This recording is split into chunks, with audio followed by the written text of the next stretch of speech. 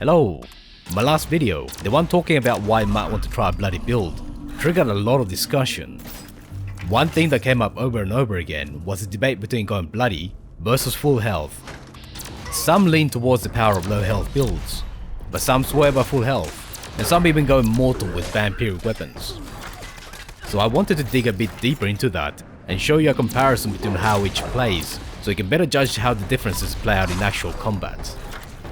I'll show you runs of Westec, because the super mutants in there are some of the toughest enemies you'll find in normal play, and daily ops, because when I play at low health, daily ops is where I die the most. On the low health side, I've got a full set of unyielding covert ops armor with a Secret Service chest. On the full health side, I've got a full set of the same armor but with overeaters. The second and third stars aren't as good, but that shouldn't make a difference. On the power armor side, I've got a full set of overeaters Union power armor with the emergency protocols mod. My perks will be pretty much what I normally use. Ricochet and Dodgy will be active, Nerd Rage, Action Boy and Serendipity will be on even in tests where we don't benefit from them. I've got all the mutations, but only Adrenal Reaction is affected by low health. I'm using an anti-armor plasma caster here. Full health versus low health in normal armor is pretty similar in combat. Yes, you need a few more shots to kill super mutants, but the difference in damage is not drastic. For example, a super mutant will die in 3 headshots at full health. In contrast, it takes 2 shots at low health, and a single critical for both situations. A good weapon actually makes a bigger difference than any low health damage bonuses. In practice, an anti-armor weapon tends to perform pretty much the same as a bloody weapon, especially against powerful enemies. But outside the numbers, there is actually a difference in how both play. The biggest is action points. I'm overloaded, so moving takes action points.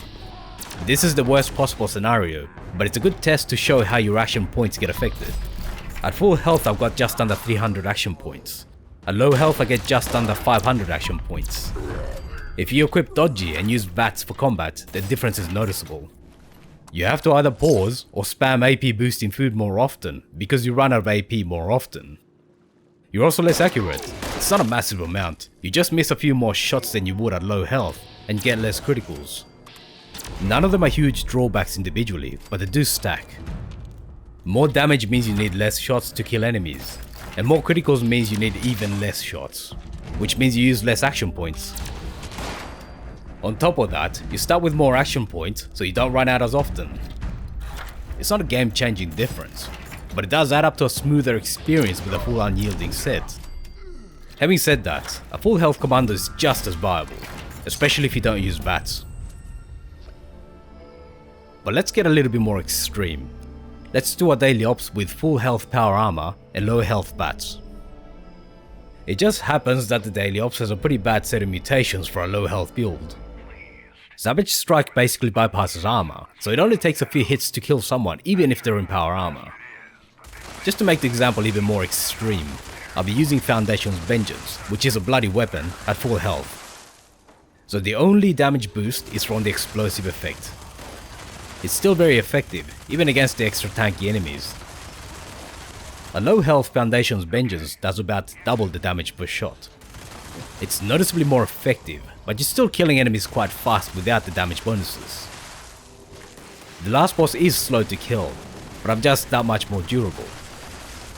Even with the Savage Strike mutation, I can just tank whatever damage the mods are doing, and you still do enough damage to kill it.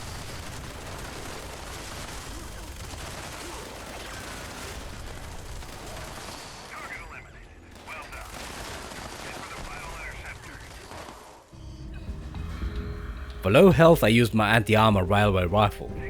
As you might expect, enemies melt away in a couple of shots. So killing things is pretty easy, and usually enemies don't even get a chance to see you. The problem is staying alive. It only takes one enemy you didn't spot to take it down. Or a stray missile. I died at least 3 times doing this daily ops. To be fair though, the mutations today are particularly bad. But as I said earlier, I tend to die the most in daily ops when playing at low health. With my overpowered weapon and the low health bonuses, the final boss melts away. For anybody curious, the full health power armor run actually finished about 40 seconds faster than the low health one. Just the fact that I didn't die was the biggest factor, despite deliberately using bad weapons. Based on these test runs and my own general experience playing, I'd say that any style is just as viable. There's no obviously superior approach, they just have different advantages that different people prefer. So while people might talk about bloody dying more often, you don't really die that often. The daily ops I ran was just particularly bad. Normally you die once in a blue moon. On the other hand, bloody doesn't do that much more damage than a full health character. You definitely do more, but the biggest factor is how good your weapon is. Get a good anti-armor and it's going to be just as effective as a bloody weapon. But the one situation where low health is noticeably better is VATS. The small benefits do stack up to smoother gameplay in a way that makes a difference. So it is more convenient to run a low health commando, if you lean heavily into VATS. But at the same time it's not going to change your life. Outside VATS it's pretty much all the same.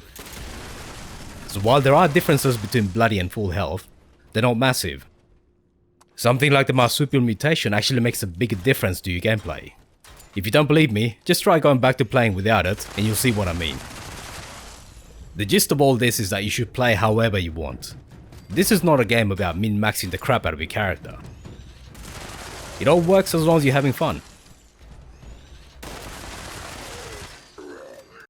Thanks for watching all the way to the end. Let me know what you thought about it in the comments. Feel free to leave a like, subscribe and hit the bell button to be notified when new videos come out. See you soon.